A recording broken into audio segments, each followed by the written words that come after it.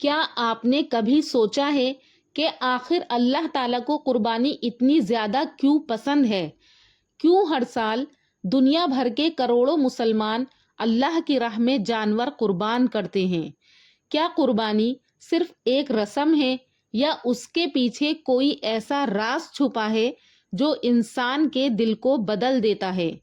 اور آخر کیوں ایک باپ اللہ کے حکم پر اپنے جوان بیٹے کو قربان کرنے کے لیے تیار ہو گیا؟ آج کی اس ویڈیو میں ہم جانیں گے قربانی کی اصل حقیقت، حضرت ابراہیم علیہ السلام کی وہ عظیم آزمائش، قربانی کی فضیلت قرآن و حدیث کی روشنی میں، اور اس کا پس منظر اور وہ راز جو شاید آج تک آپ نے محسوس نہیں کیا ہوگا۔ ذرا تصور کریں، ہزاروں سال پہلے کا وہ منظر، ایک بوڑھا باپ جس نے برسوں دعائیں مانگنے کے بعد ایک بیٹا پایا، ایک ایسا بیٹا جس سے وہ بے حد محبت کرتے تھے، لیکن پھر ایک رات اللہ عز و جل نے خواب میں حکم دیا کہ اپنی سب سے محبوب چیز کو میری راہ میں قربان کر دو۔ یہ کوئی عام انسان نہیں تھے، بلکہ یہ اللہ کے نبی حضرت ابراہیم علیہ السلام تھے اور ان کا بیٹا حضرت اسماعیل علیہ السلام تھے۔ ذرا سوچیں ایک باپ کے دل پر کیا گزری ہوگی، لیکن اللہ کے نبی نے اپنے رب کے حکم کے سامنے سر جھکا دیا۔ قرآن پاک میں اللہ تعالیٰ فرماتا ہے کہ جب حضرت ابراہیم علیہ السلام نے اپنے بیٹے سے کہا کہ یا بنیا، یعنی اے میرے بیٹے، میں نے خواب میں دیکھا ہے کہ میں تمہیں ذبح کر رہا ہوں، اب تمہاری کیا رائے ہے؟ تو حضرت اسماعیل علیہ السلام نے جواب دیا، یا ابتی، کہ اے ابا جان، آپ وہی کیجئے جس کا آپ کو حکم دیا گیا ہے، انشاءاللہ آپ مجھے صبر کرنے والوں میں پائیں گے۔ ذرا سوچیں یہ کیسا ایمان تھا، کیسی محبت تھی اللہ سے۔ ایک باپ اللہ کے حکم پر اپنی سب سے محبوب چیز قربان کرنے کو تیار ہیں، اور ایک بیٹا اللہ کی رضا کے لیے اپنی جان تک دینے کے لیے تیار ہے۔ پھر وہ عظیم لمحہ آیا کہ حضرت ابراہیم علیہ السلام نے اپنے بیٹے کو زمین پر لٹایا، چھری چلانے لگے، لیکن اللہ تعالیٰ کو اپنے بندوں کی یہ ادا اتنی پسند آئی کہ حضرت اسماعیل علیہ السلام کی جگہ جنت سے ایک دمبا بھیج دیا، اور قیامت تک آنے والے مسلمانوں کے لیے قربانی کو ایک عظیم عبادت بنا دیا گیا۔ قرآن پاک میں اللہ تعالیٰ فرماتا ہے، اور ہم نے اس عظیم قربانی کا فدیہ دے دیا۔ یہی وجہ ہے کہ آج بھی پوری دنیا کے مسلمان عید الاضحیٰ کے دن قربانی کرتے ہیں اور حضرت ابراہیم علیہ السلام کی سنت کو زندہ رکھتے ہیں۔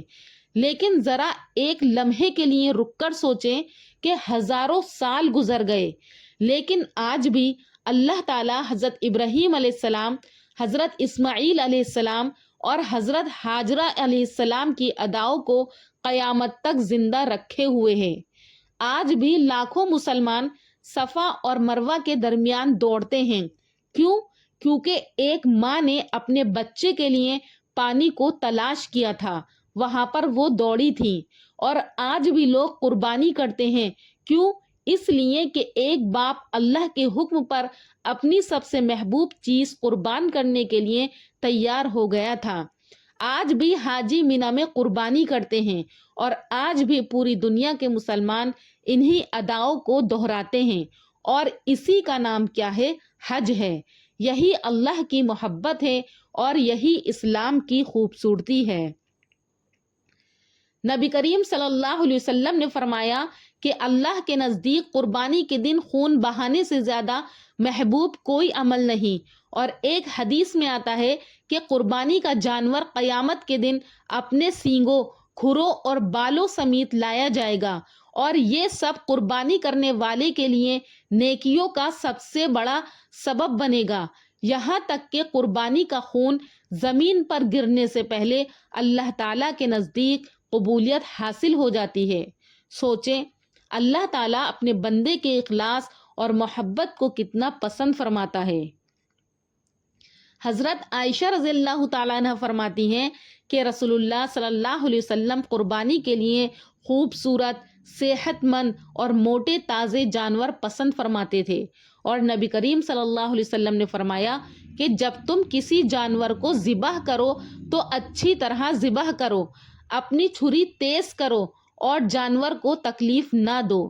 اسلام ہمیں صرف عبادت نہیں سکھاتا بلکہ جانوروں کے ساتھ رحم اور حسن سلوک بھی سکھاتا ہے۔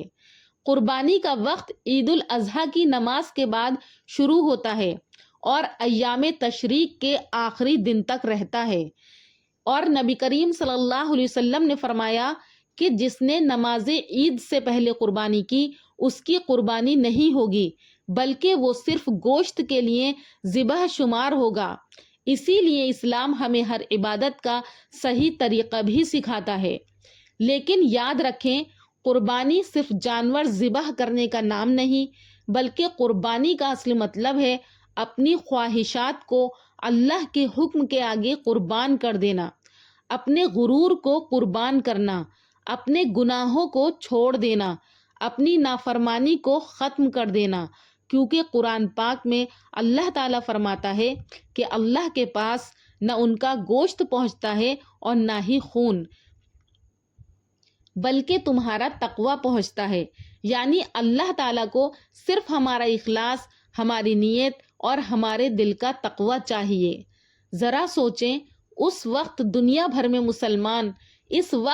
بھر میں لاکھوں مسلمان قربانی کی تیاری کر رہے ہیں، کوئی جانور خرید رہا ہے، کوئی اپنے بچوں کے ساتھ خوشیاں منا رہا ہے، اور کوئی اللہ کی رضا کے لیے اپنی محبت قربان کرنے کا جذبہ دل میں لیے بیٹھا ہے۔ لیکن اصل کامیاب وہ ہے جو قربانی کے ساتھ اپنا دل بھی بدل لے، اپنی زندگی بھی بدل لے اور اللہ کے قریب ہو جائے۔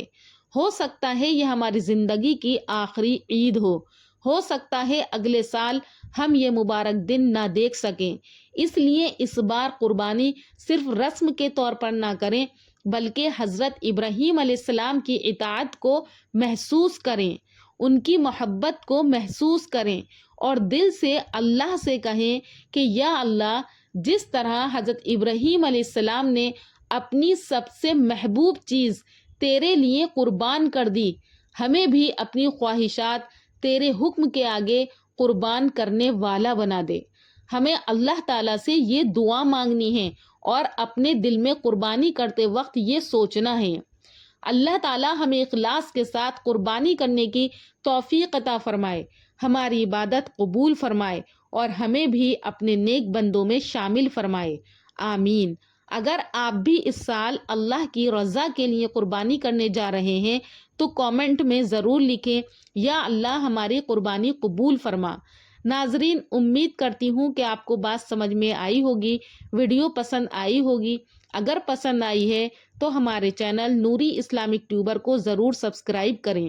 انشاءاللہ پھر ملاقات کروں گی اگلی ویڈیو میں، تب تک کے لیے اللہ حافظ۔ السلام علیکم ورحمۃ اللہ وبرکاتہ۔